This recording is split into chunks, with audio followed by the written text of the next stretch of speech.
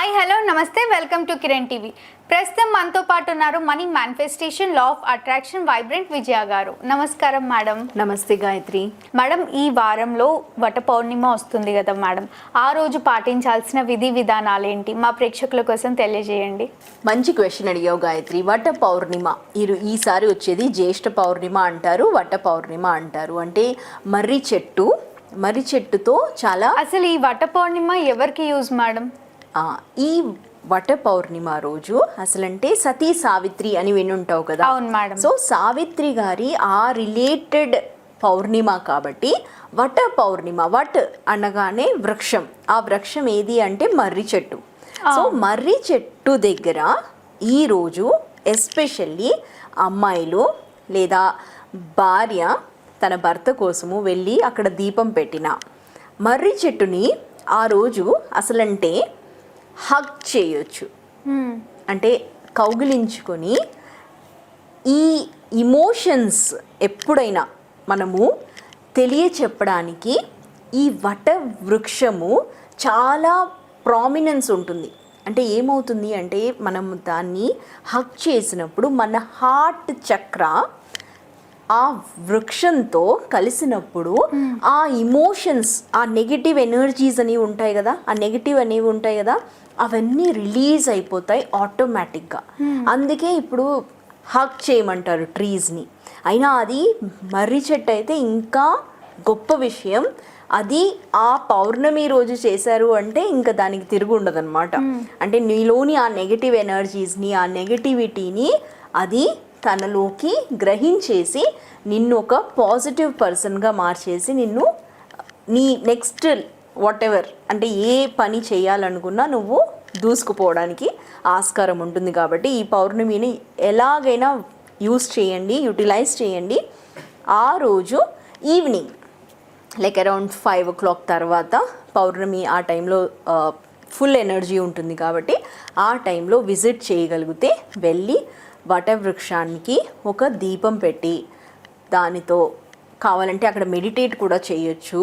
మళ్ళీ నేను చెప్పినట్టు హగ్ చేసి రండి. మీరు ఆ మార్పుని ఎస్పెషల్లీ నేను చెప్పినట్టు అమ్మాయిలు లేదా భర్తతో గొడవపడే భార్యలు లేదా ఏదన్నా సంబంధంలో ఏదన్నా ఒడిదుడుకులు ఉన్నాయి అంటే వాళ్ళు దీనిని పాటించడం చాలా యూస్ఫుల్ అవుతుంది. సో ఈ పౌర్ణిమ రోజు మెడిటేషన్ చేయడం కూడా చాలా ఇంపార్టెంట్. అలా చేయలేకపోయారు అంటే వటవృక్షాన్ని నేను టచ్ చేయలేకపోయాను ఆ రోజు అనుకున్నా కూడా ఆ రోజు ఈవినింగ్ జస్ట్ విజువలైజ్ చేయండి వటవృక్షం దగ్గర ఉన్నట్టు, వటవృక్షం దగ్గర దీపం పెట్టినట్టు. మనం అలా కూడా మన ఎనర్జీని మనము పంపించవచ్చు. కాబట్టి ఇంటెన్షన్ రాయండి, నాకు ఇవి కావాలి అని ఆ పౌర్ణిమ రోజు మీరు అనుకొని చేయగలిగారు అంటే మాత్రం ఆ వైబ్రేషన్స్తో ఆ ఫ్రీక్వెన్సీలో మీరు ఆ వృక్షాన్ని ఆల్రెడీ కలిసినట్టు, దాన్ని తాకినట్టు మీరు విజువలైజ్ చేయగలిగారన్నా కూడా మీరు అనుకున్నది మీరు సాధించగలుగుతారు. అంటే కొంతమంది పెళ్ళి కావట్లేదు అని బాధపడుతూ ఉంటారు, వాళ్ళు చేయొచ్చా మేడం ఇది? ఎస్. అంటే ఇక్కడ మెయిన్ ఏంటంటున్నారంటే ఈ పౌర్ణిమ రోజు వట పౌర్ణిమ అని పేరు వచ్చింది ఎందుకు అంటే ఏదన్నా హీలింగ్ అవసరం. అంటే ఏదన్నా మనకు తెలియకుండానే చిన్నప్పటి నుంచి ఆ ఫీమేల్ ఎనర్జీ అంటాం కదా, ఆ ఎనర్జీలో ఏదన్నా గాయము లేదా కొంచెం ఫ్రస్ట్రేషన్ కానీ వూంబ్ హీలింగ్ అంటారు. అంటే ఆ హీలింగ్ అనేది ఈ రోజు జరుగుతుంది. ఓకే. సో బేసిక్గా ఇది అమ్మాయిలకి సంబంధించిన పౌర్ణమి అని చెప్పొచ్చు. అంటే భార్యాభర్తల మధ్యలో ఎలాంటి సమస్యలు ఉన్నా కూడా ఈ పూజ చేయడం వల్ల అవన్నీ క్లియర్ అవుతాయి. ఎస్, ఇట్స్ లైక్ పూజ అనడం కన్నా మనము ఆ రిలేషన్ని వటవృక్షంతో పెట్టమంటున్నాను. ఓకే. కనెక్ట్ చేయమంటున్నాను. వృక్షంతో కనెక్ట్ అవ్వండి అంటున్నాను.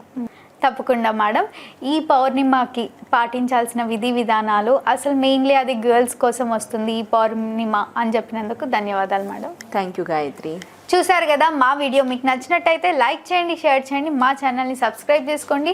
మేడంని కలవాలి, మేనిఫెస్టేషన్ నేర్చుకోవాలి, క్లాసెస్కి అటెండ్ అవ్వాలి అనుకుంటే వీడియోలో స్క్రోల్ అవుతున్న నెంబర్ని కాంటాక్ట్ అవ్వండి. Thank you.